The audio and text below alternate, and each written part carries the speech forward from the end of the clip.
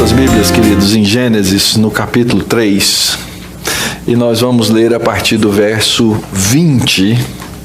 Nós vamos inicialmente ler os versos 20 até o final do capítulo, e durante a exposição nós vamos ler outros versos. No capítulo 4 nós vamos cobrir todo o capítulo 4 de Gênesis na exposição de hoje. Gênesis 3, verso 20, e aí então depois continuaremos a exposição dos demais versos. Mas esses primeiros dizem o seguinte: E deu o homem o nome de Eva, a sua mulher, por ser mãe de todos os seres humanos. Fez o Senhor Deus vestimenta de peles para Adão e sua mulher e os vestiu. Então disse o Senhor Deus: Eis que o homem se tornou como um de nós, conhecedor do bem e do mal. Assim que não estenda a mão e tome também da árvore da vida e coma e viva eternamente. O Senhor Deus, por isso, o lançou fora do jardim do Éden, a fim de lavrar a terra de que fora tomado.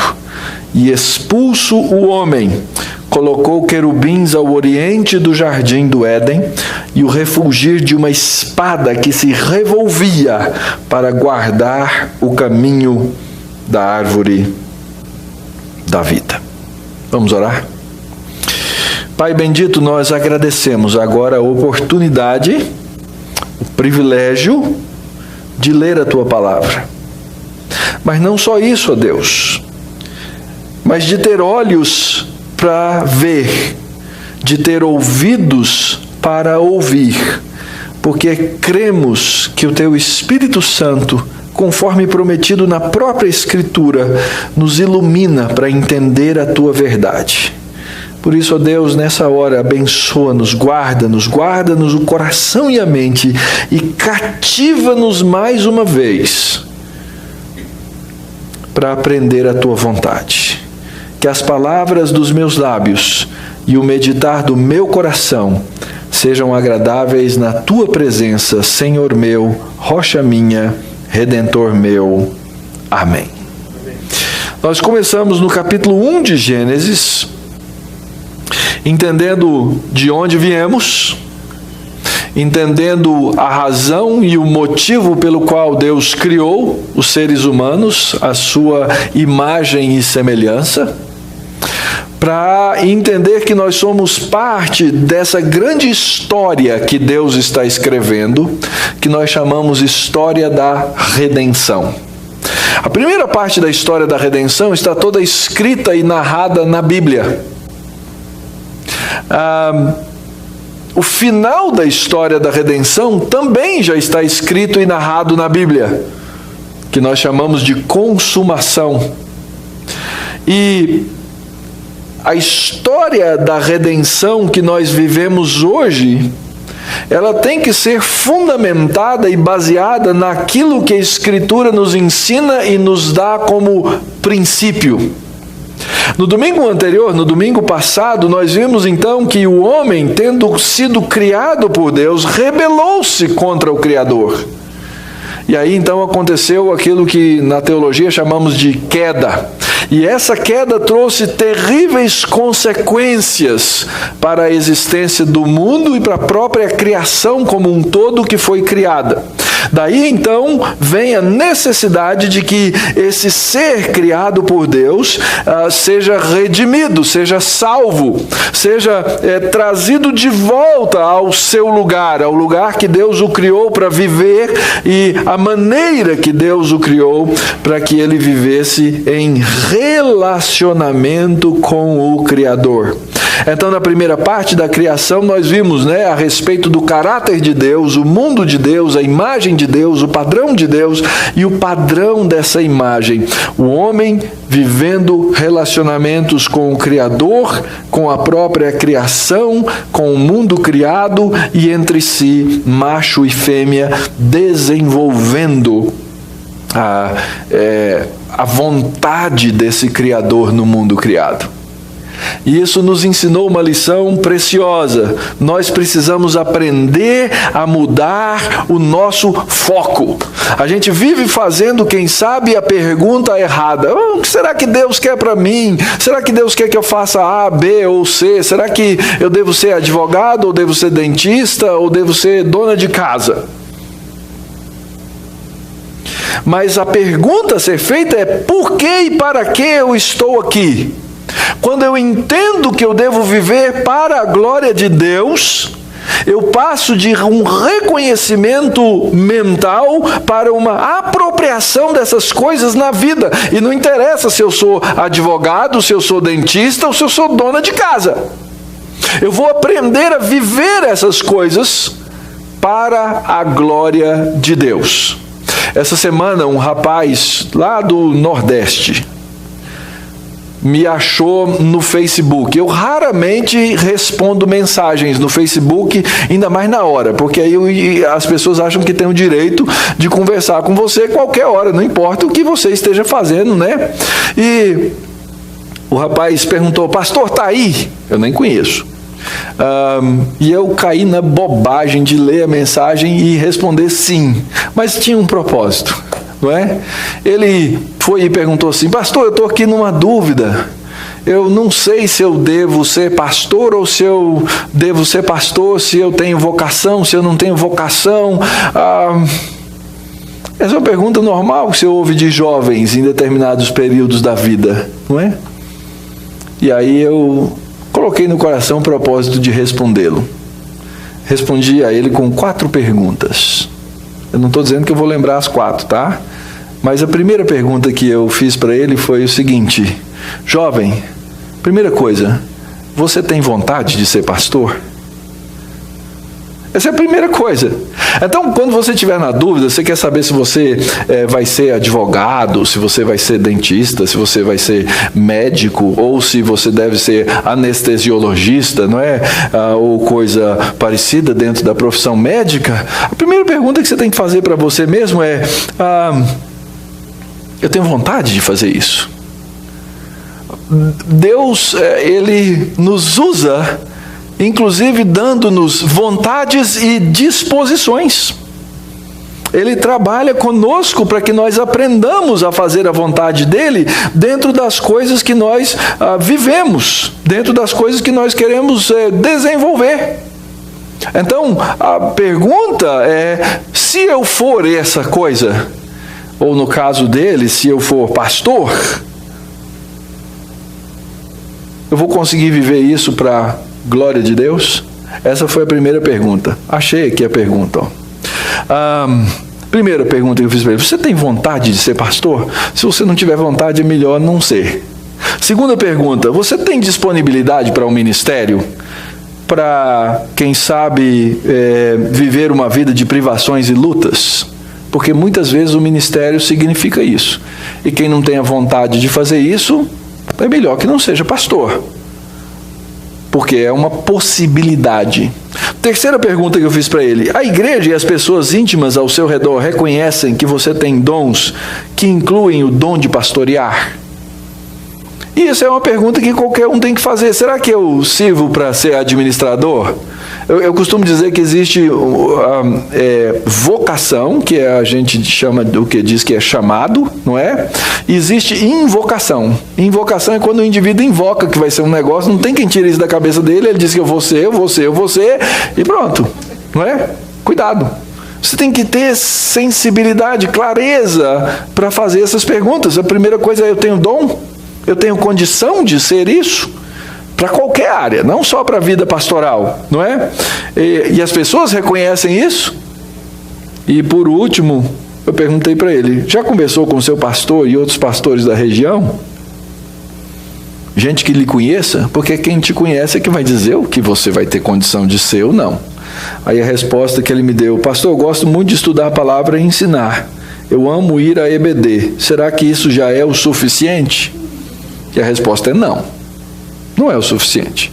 Você pode gostar e eu espero que todos os crentes gostem disso. Não é? Não o pastor.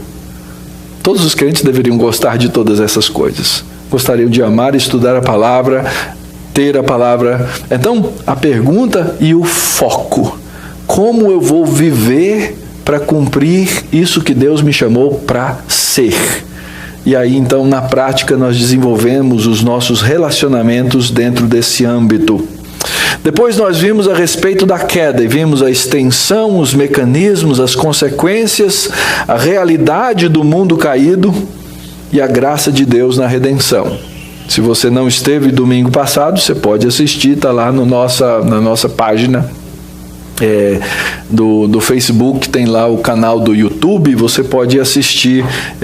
Então vimos no domingo passado a extensão e os problemas todos da queda, e no final trabalhamos com o nosso famoso desafio. Primeira coisa, se eu não entender a extensão do pecado, eu não vou entender a extensão da redenção que eu recebi. Então eu tenho que entender a Escritura, eu tenho que entender essas consequências terríveis do pecado. Tenho que pedir perdão ao Senhor, rogar misericórdia, tenho que confiar na obra de Cristo, e isso aplica-se tanto a quem já é crente, como a quem não é crente, fazer essa pergunta: será que eu posso confiar nesse Evangelho e ser salvo? E agora, Senhor, o mundo está em trevas. A queda aconteceu. Nós vivemos num mundo cercado de coisas malignas. Como é que nós vamos viver como salvos nesse mundo caído? Essa é o exemplo que vamos receber aqui nesses versos que vamos estudar. Eu tenho que entender o mundo no qual eu vivo. Eu tenho que entender o mundo caído para eu poder ser luz e sal nesse mundo quando recebo a redenção. E a primeira coisa é o reconhecimento da graça. É tremendo, queridos, é fantástico quando você lê o texto todo e você observa que as primeiras coisas que acontecem logo no momento da queda são cheias de graça. A primeira delas que levanto com vocês está aí no versículo 8 do capítulo 3, antes do nosso texto, quando Deus aparece no jardim e os homens, verso 8, ouvem a voz de Deus que andava no jardim. Deus não precisava voltar no jardim. Deus não precisava aparecer de novo. Deus não precisava dar as caras. Mas porque Ele é um Deus gracioso e misericordioso, Ele volta ao jardim. E Ele não só volta ao jardim, mas Ele chama o homem. Ele confronta o homem. Ele pergunta ao homem: onde estás?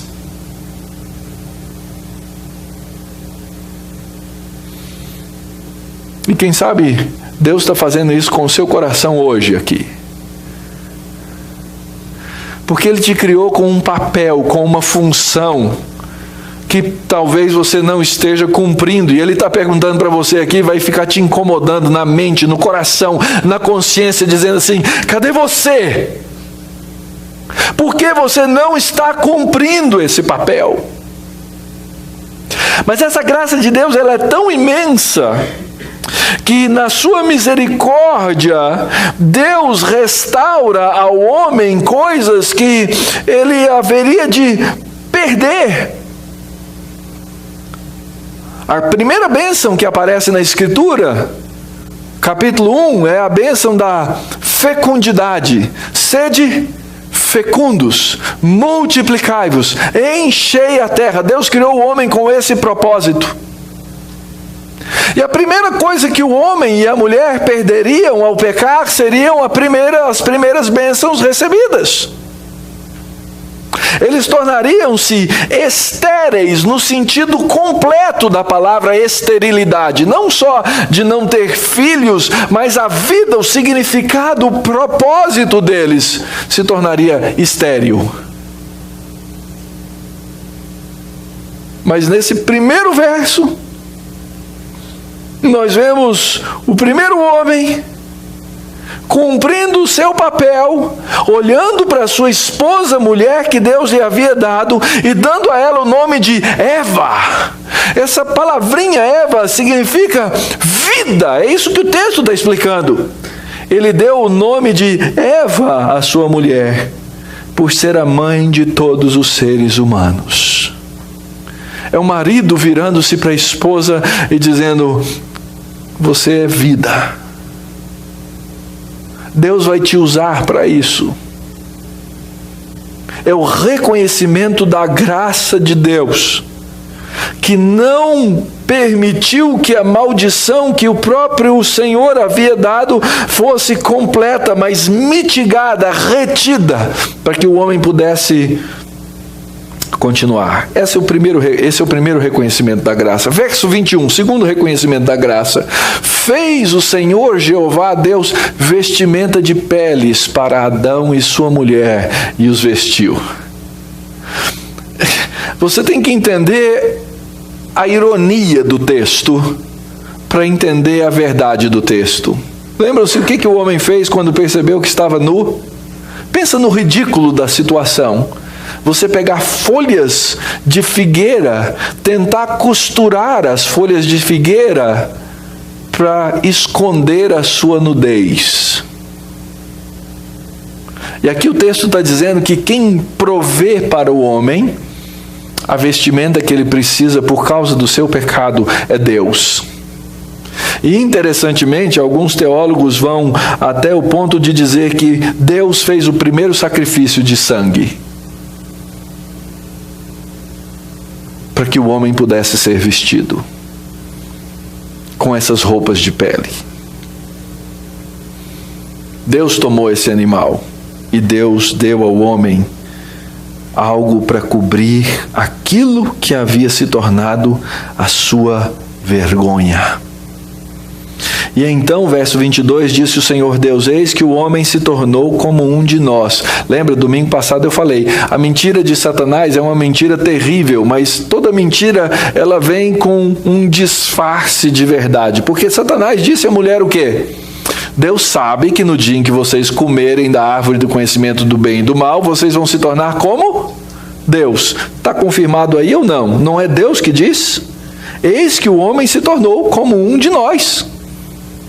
O homem se tornou conhecedor do bem e do mal. A grande questão é que o homem, no seu estado de criação e agora no seu estado de desobediência, ele não sabe lidar com o mal. Ele tornou-se corrompido no seu interior e o seu coração agora inclina-se para o mal, sendo conhecedor do bem. Depois lá na sua casa você abre Romanos capítulo 7 e lê: o bem que eu quero fazer, o homem conhece o bem. O bem que eu quero fazer, esse não faço, mas eu faço o mal. O homem conhece o bem, ele tem uma consciência do bem, mas ele tem uma natureza corrompida, depravada, e ele termina fazendo o mal. E na maioria dos casos, ele consegue chegar a um ponto no qual ele caleja, cria calo na sua consciência, que ele faz o mal sem sequer lembrar-se do bem.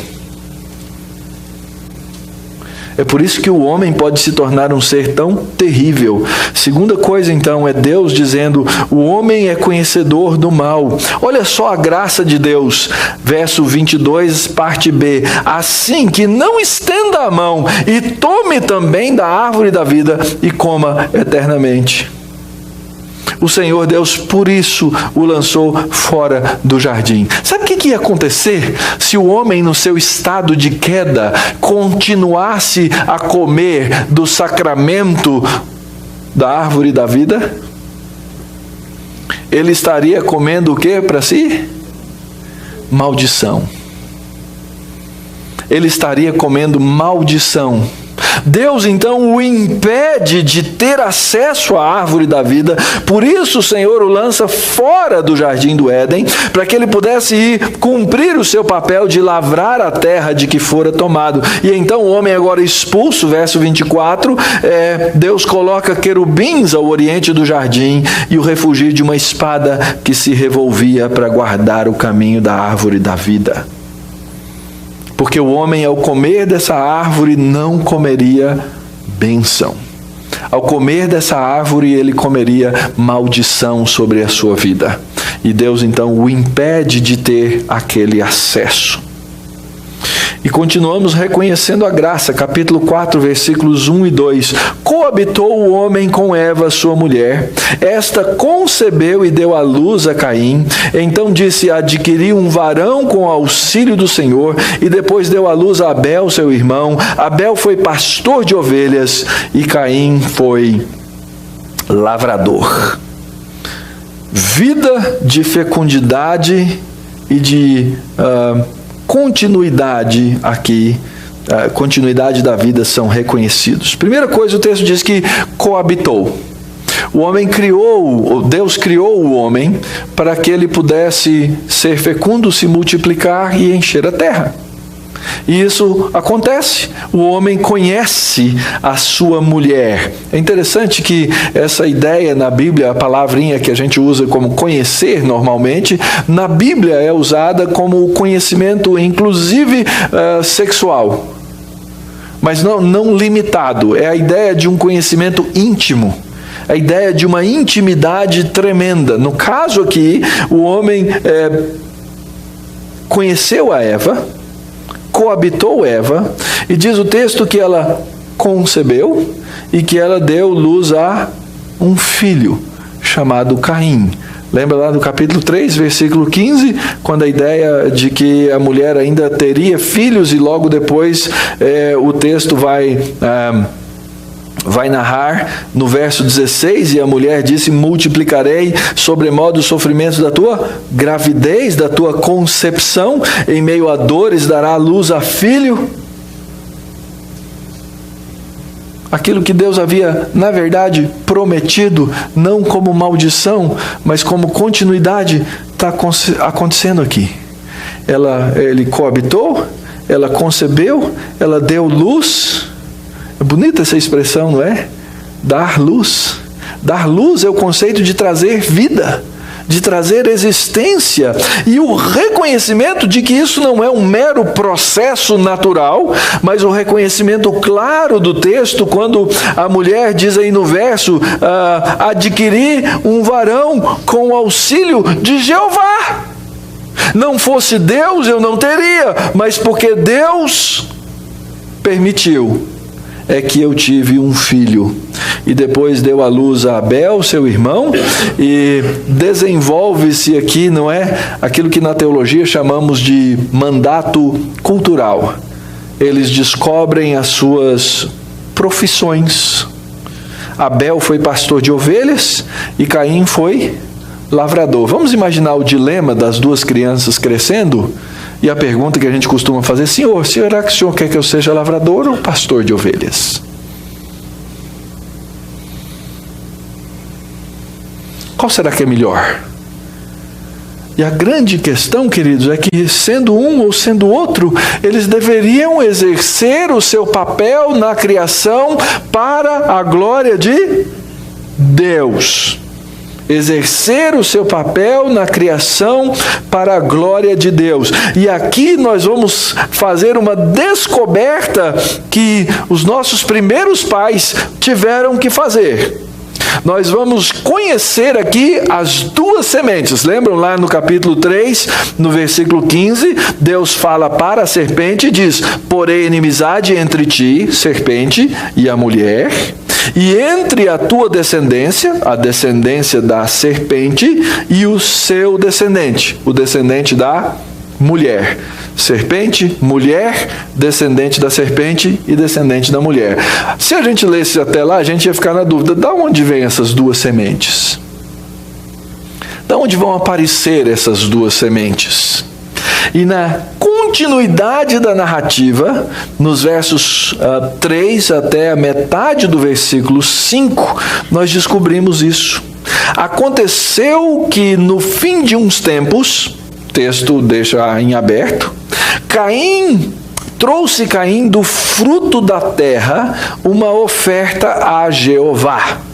Verso 4, Abel, por sua vez, trouxe das primícias do seu rebanho e da gordura deste. Ou seja, cada um trouxe perante o Senhor uma oferta, e eles trouxeram essa oferta que deveria glorificar o nome de Deus a partir daquilo que eles faziam, da sua vida normal. Diz o texto: agradou-se o Senhor Jeová de Abel e de sua oferta, ao passo que de Caim e de sua oferta não se agradou. Eu sei que esse texto traz conflito ao coração de muita gente, mas por quê? Caim devia ser um indivíduo inocente, fez na maior boa vontade, pegou lá meia dúzia de espigas de milho, pegou as frutas, aquela maçã polidinha, trouxe um pêssego, coisas gostosas. Por que Deus não gostou da oferta de Caim? Essa é a pergunta que a gente faz.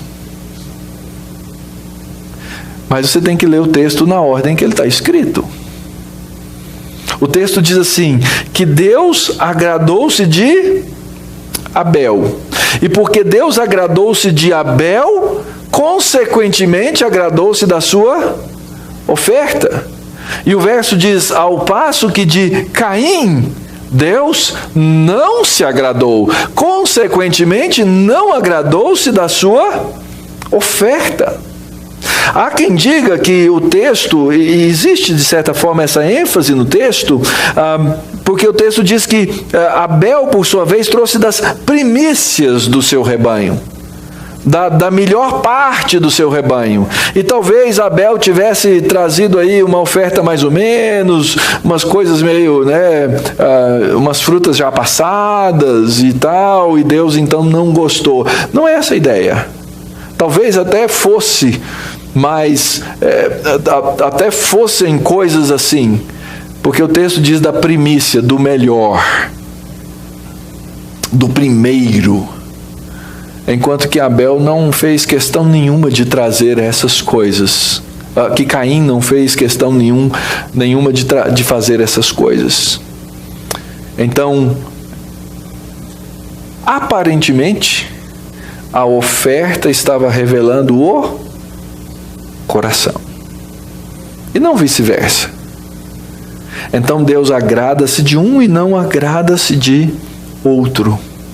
E a partir do desenvolvimento então da história e da narrativa, é que nós vamos descobrir a diferença entre as duas sementes. Então, meu terceiro ponto é que o texto vai mostrar agora e revelar na sequência da narrativa a chamada semente da serpente.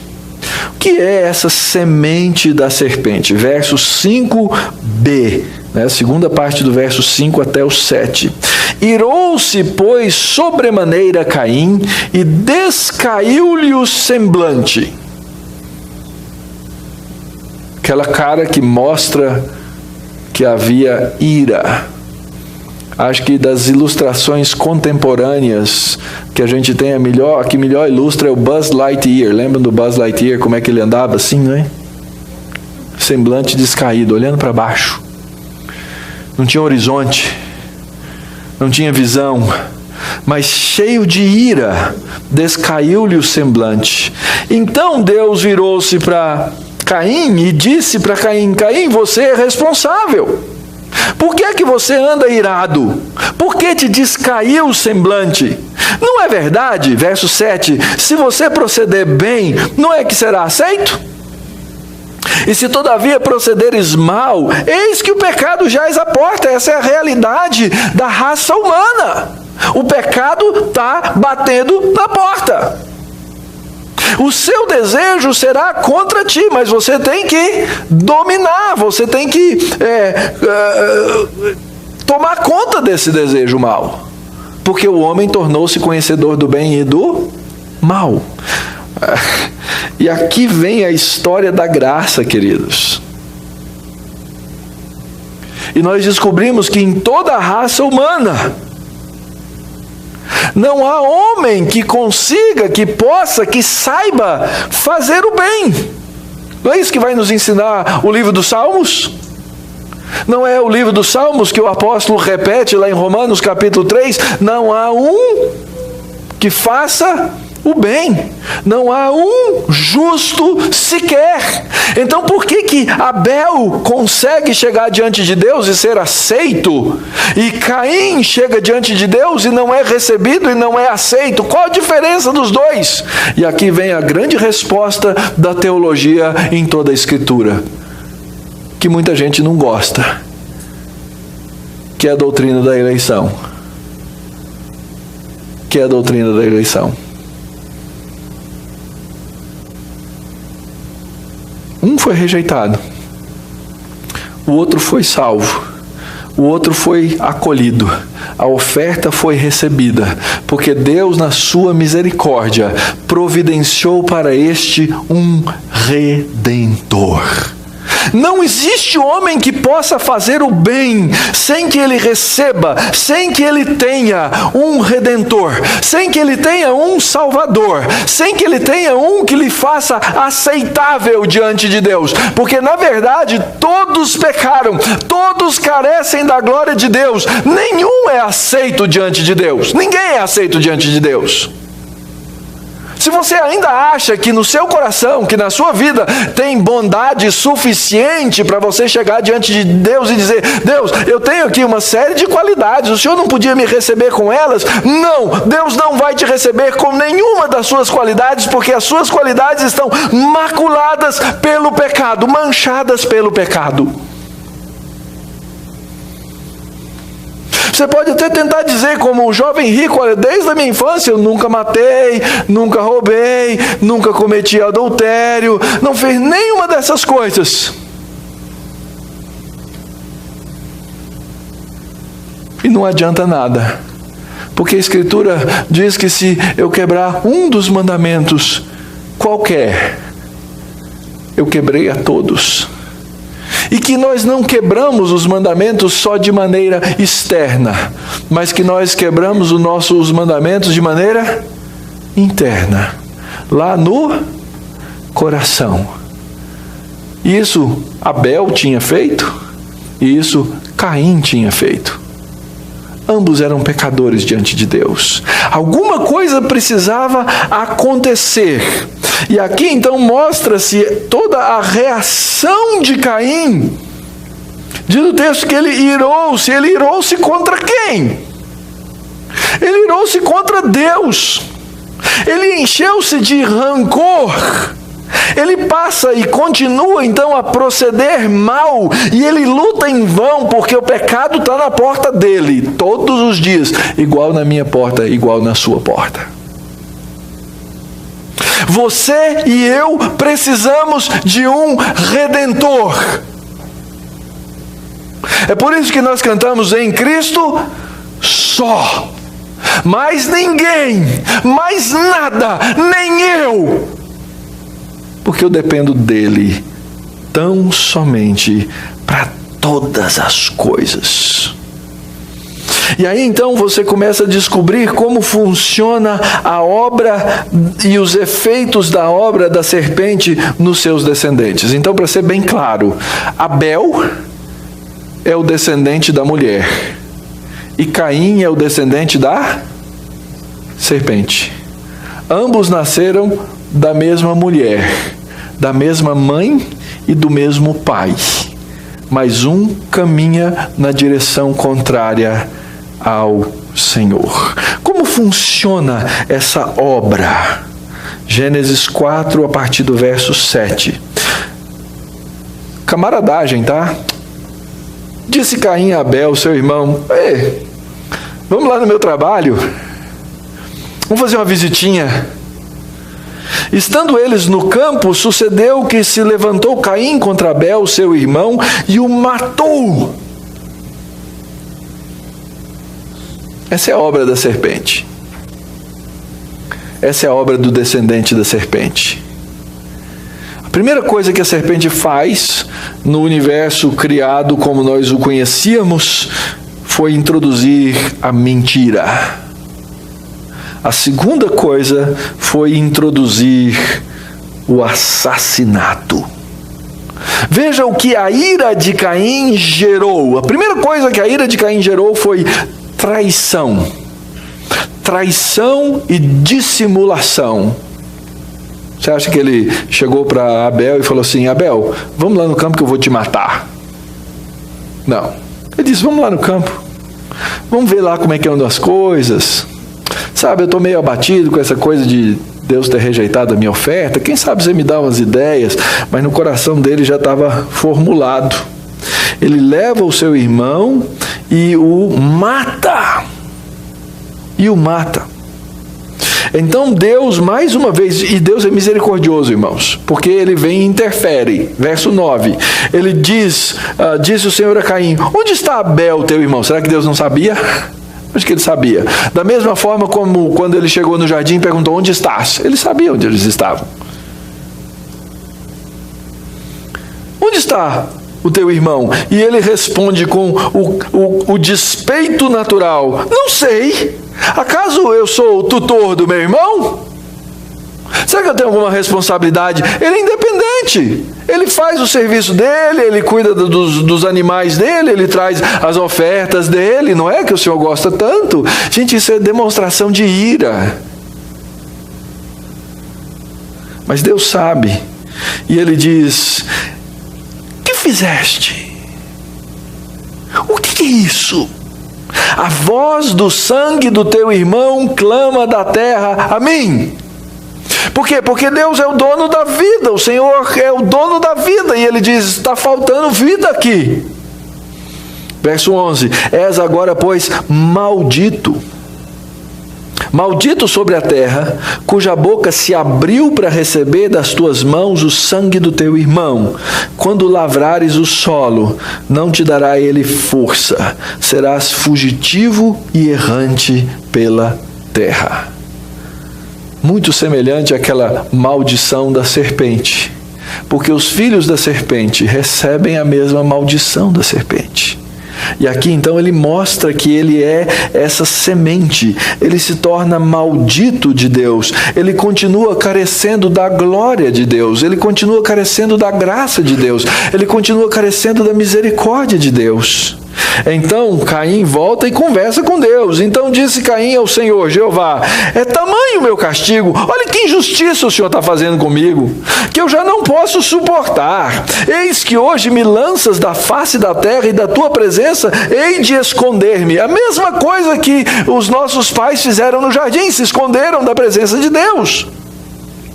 Serei fugitivo e errante pela terra. Quem comigo se encontrar, vai me matar. Olha a misericórdia, verso 15. O Senhor, porém, lhe disse: assim qualquer um que matar a Caim será vingado 7 vezes. Sabe por quê? Porque mesmo sendo um representante da semente da serpente, Caim continua sendo criado à imagem e semelhança de Deus. É por isso que todo ser humano merece o respeito, merece o cuidado, porque ele foi criado à imagem, até o assassino Caim. Deus então refreia o mundo para que Caim seja protegido. E aí então diz o texto: pôs o Senhor um sinal em Caim para que o não ferisse de morte quem quer que o encontrasse. Mas o resultado final é triste, queridos. Verso 16. Isso nós não devemos desejar para ninguém. Retirou-se Caim da presença de Jeová. Que vida triste. Uma vida que vive fora da presença de Deus. Uma vida afastada da verdade de Deus.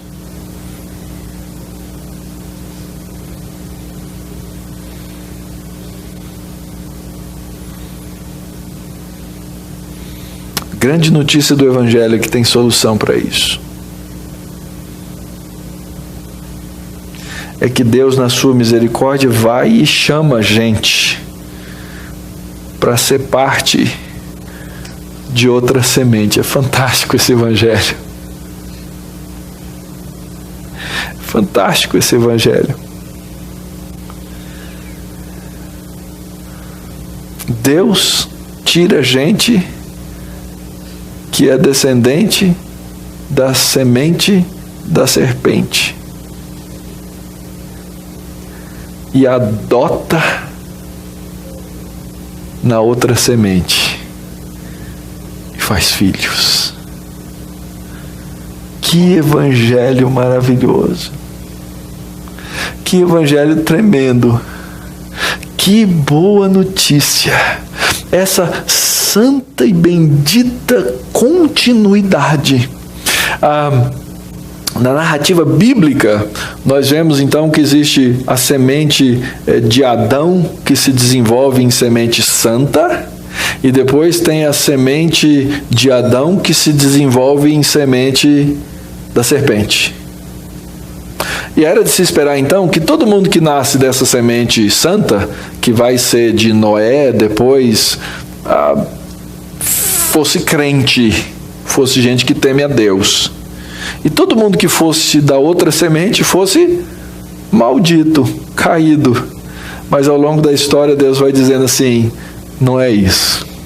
Não é uma semente de sangue, mas é uma semente de fé.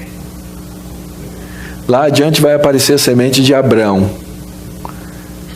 E ele se torna o pai da fé.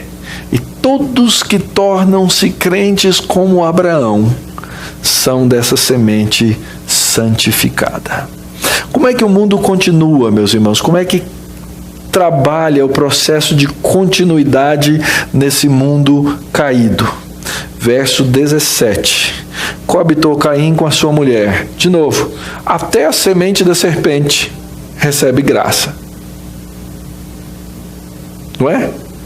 Porque a ideia é que receberiam maldição somente.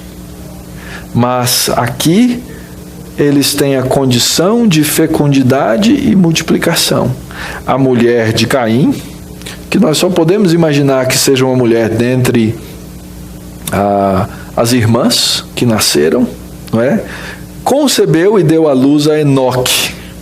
E Caim edificou uma cidade e lhe chamou Enoque, o nome de seu filho. A Enoque nasceu-lhe Irade, Irade gerou Meujael, Meujael a Metusael e Metusael a Lameque. Lameque tomou para si 2 esposas, e aqui nós começamos a ver a deterioração dos mandatos de Deus. No capítulo 2, nós vimos que a ordem de Deus era para que o homem tomasse a sua mulher e os dois tornassem-se uma só carne. Aqui começa a formação do deve ser picadinho, né? Ele toma uma mulher, toma outra mulher, e os homens começam a fazer isso. Ele toma outra mulher, toma 2 esposas, e o nome de uma era Ada e outra se chamava Zila. Ada deu à luz a Jabal, esse foi o pai dos que habitam em tendas e possuem gado. O nome do seu irmão era Jubal, esse foi o pai de todos os que tocam harpa e flauta. E Zilá, por sua vez, deu à luz a Tubal-Caim, artífice de todo instrumento cortante de bronze e de ferro. A irmã de Tubal-Caim foi Naamá. E aqui então vemos o desenvolvimento. Primeiro, Deus mantém a bênção do casamento e fecundidade para a raça, naquilo que nós chamamos de graça comum. Graça comum. Segundo, o homem é mantido, ao homem é mantida a capacidade de desenvolvimento e domínio parcial. Ele edifica uma cidade, ele tem que ter alguma habilidade, ele tem que ter condições de fazer isso. Mas o homem perverte os mandatos de Deus, e logo aqui no comecinho nós vemos a poligamia. E daí vai se desenvolver todos os outros tipos de perversões. Vemos aqui que o homem é capaz de desenvolver a tecnologia e a arte. Vemos aqui agropecuária. Vemos aqui o fundador do sindicato dos metalúrgicos, não é? Tubal-Caim. Tinha que estar desse lado, não é? Mas desse lado também estão os músicos.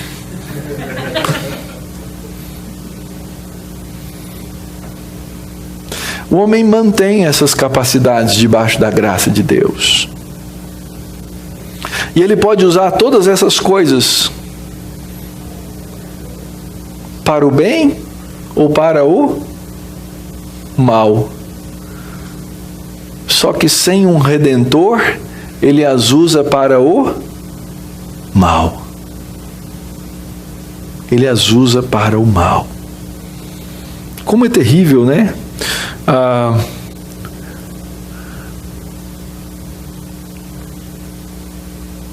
Não sei se vocês estão acompanhando o que está acontecendo nos Estados Unidos com uma instituição chamada Parenthood. Hã? Como? Planned Parenthood, é paternidade planejada, né? Parece um negócio super legal. Clínicas que ajudam pessoas, recebem gente para cuidar de questões médicas e etc. Mas um dos focos do Planned Parenthood tornou-se que eles viraram uma indústria de aborto. E usam isso com um bom nome. Não, a gente está ajudando adolescentes grávidas, etc. Então a gente mata bebês. Mas agora começaram a aparecer os escândalos. Comércio de órgãos. Um negócio deslavado. Fetos, para eles são fetos, que nascem e que sofrem o aborto do lado de fora. Como se fizesse muita diferença matar do lado de dentro do lado de fora. Toda semana sai um vídeo novo mostrando os detalhes desse comércio. Medicina, uma profissão tremenda, fantástica para a promoção da vida. Que quando você enxergar esses vídeos, você vai ver que não é muito diferente de um açougue. Terrível, terrível. O homem pega as boas coisas que Deus lhe dá condição de fazer e as transforma em coisas ruins. Porque o bem que ele quer fazer, ele não pode. E ele termina no mal. E aí então aparece Lameque. Lameque era repentista. Interessante. Essa é a segunda poesia que aparece na Bíblia. A primeira poesia que aparece de forma bem clara é quando Adão viu a sua esposa e fez aquela musiquinha. Finalmente, essa é osso dos meus ossos, carne da minha carne. Não devia ser rap, né? Devia ser talvez em outro, né? Será que era repentista lá do Nordeste? Eu não sei. Mas aqui aparece a segunda poesia. E ela é maculada. É linguagem poética. Zilá, ouvi-me, vós mulheres de Lameque, escutai o que passo a dizer-vos. E aí começa a musiquinha. Matei um homem porque me feriu. Um rapaz porque me pisou. Lembra do meu pai, Caim? 7 vezes se tomará a vingança de Caim? De Lameque, 70 vezes 7, porque eu sou macho. É isso aí. É o homem extravasando a sua força, aquilo que Deus lhe deu como condição para fazer a maldade. Tomou 2 esposas, já começou mal.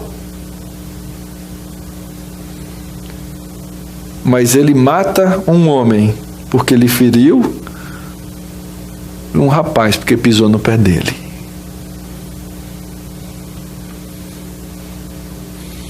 Imagem contemporânea?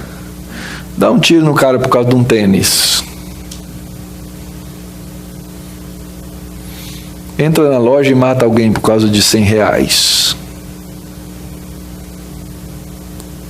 Daí surge um princípio geral que é lei de Deus e que vale até hoje. Olho por olho, dente por dente, vida por vida. Isso é usado nas constituições contemporâneas, chama-se a proporcionalidade retributiva entre o crime e a pena. E aí, gente, como é que vivemos nesse mundo caído? E aqui, então, no final do texto, surge a luz da esperança. Verso 25. Tornou Adão a coabitar com a sua mulher, e ela deu à luz um filho, a quem pôs o nome de Sete, porque disse ela: Deus me concedeu outro descendente, outra semente, no lugar de Abel, que Caim matou. Lembra, eu expliquei domingo passado. A mulher Eva, ela não perdeu um filho, ela perdeu 2 filhos. O primeiro morreu assassinado, o segundo foi expatriado. E se ela vivia na presença do Senhor, o filho não vivia. Entendam bem, lá no comecinho do capítulo nós vimos que ambos, Caim e Abel, vieram prestar culto a Deus. Como é que eles sabiam que tinham que prestar culto a Deus? Como é que eles sabiam que tinham que trazer ofertas diante de Deus? Porque os pais lhes haviam ensinado isso, e eles tinham aprendido isso de quem? De Deus. E naquele dia, Dona Eva perdeu 2 filhos. Filhos nas quais ela havia depositado a esperança. Provavelmente quando Caim nasceu, ela pegou a criança no colo, não é? Olhou para ele e falou assim: ah, gente, esse menino vai matar aquela serpente miserável. Porque esse era o desejo, essa era a esperança, essa tinha sido a promessa de que o descendente dela mataria o descendente da serpente. Mas aquela esperança perdeu-se. E agora reacende a esperança, verso 26, a Sete, ao qual pôs o nome de Enos. Esse nasceu. E aí daí se começou a invocar o nome do Senhor. Meu texto ali bagunçou, né? Mas na sua Bíblia deve estar certo. A Sete, ao qual pôs o nome de Enos, e daí se começou a invocar o nome do Senhor. Já expliquei para vocês, essa expressão começou a invocar, aparece uma vez só em todo o texto da Bíblia no Antigo Testamento. Então a gente não tem a absoluta certeza de como interpretá-lo. Mas o fato é que havia adoração, e a adoração agora é continuada. A grande diferença, queridos, entre Caim e Abel é que Abel era crente. Está lá no livro de Hebreus. O livro de Hebreus, no capítulo 11, diz que ele foi o primeiro mártir da fé. Ele morreu por aquilo que ele cria.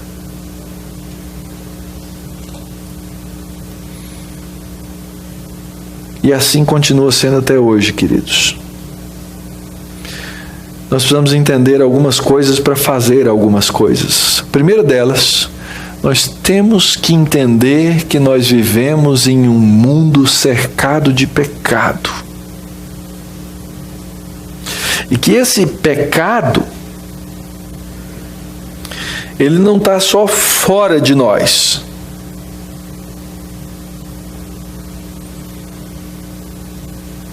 Ele também habita em nós. Por causa da nossa descendência, desse primeiro pai Adão, que resolveu desafiar a Deus. Mas nós não somos assim. Deus fala: viva dessa maneira, faça essas coisas. E nós desacatamos a Deus todos os dias. Pergunta simples: você tem que falar a verdade ou a mentira? Pode falar. E você só fala a verdade 100%, garantido.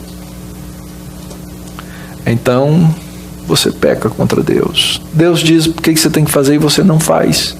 Deus me diz o que eu tenho que fazer e eu não faço. Deus diz que você tem que ser fiel e você vai me garantir que 100% do tempo, em todas as coisas, você é absolutamente fiel. Não minta para Deus. Não minta para você mesmo. Nós vivemos num mundo cercado de pecados e um pecado que habita em nós. Mas Deus é tão bom. Eu coloquei essas perguntinhas aí para nós pensar. De onde você veio, hein? Se eu for contar a história de alguns personagens da minha família, e eu sei muito pouco, às vezes a gente conta rindo, é coisa do passado, né? Mas é uma vergonha. Uma vergonha. Não tenho a menor dúvida de que minhas gerações anteriores e anteriores e anteriores viveram e muito tempo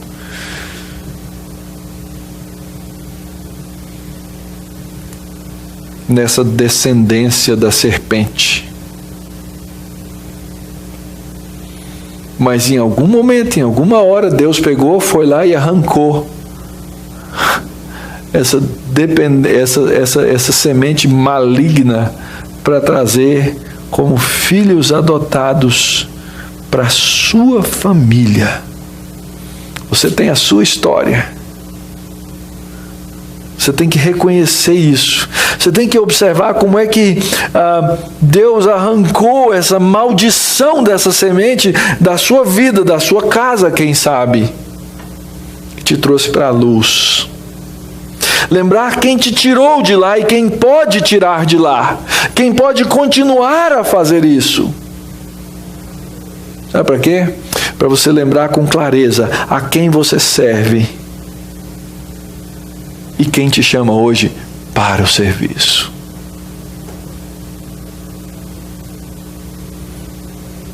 E quando a gente vê Deus tendo feito essas coisas tremendas, maravilhosas, a gente volta o olho, a gente volta o foco, a gente volta o coração para Deus e reconhece: ah, Deus, como o Senhor é bom! Como o Senhor é misericordioso! Quem poderia conceber um plano desses? Talvez devêssemos gritar, clamar todas as nossas forças, como o apóstolo Paulo, em Romanos capítulo 11, no final do capítulo, ele diz assim: ó, profundidade da riqueza, tanto da sabedoria como do conhecimento de Deus, quão insondáveis são os teus juízos. Senhor, eu não consigo entender tudo isso. Quão inescrutáveis os seus caminhos, não dá para um homem, para um ser humano reconhecer. Quem, pois, conheceu a mente do Senhor? Quem foi o conselheiro de Deus? Quem primeiro deu a ele para que ele venha a ser restituído? E termine como Paulo: porque dele, e por meio dele, e para ele, são todas as coisas. Viva para ele. A ele, pois, a glória eternamente. Amém. Esse Deus nos vivifica. Ele é que traz vida. Ele fez isso enviando o seu Filho para morrer na cruz, para revelar o seu amor, para que nós sejamos vivificados. Eu quero convidar você para cantar esse hino e para fazer essa oração. Vem, Senhor Jesus, nossas almas despertar com teu santo e puro amor. Vem, Senhor, nos inflamar. Ó vem, enche de fogo a nossa alma. Cantemos.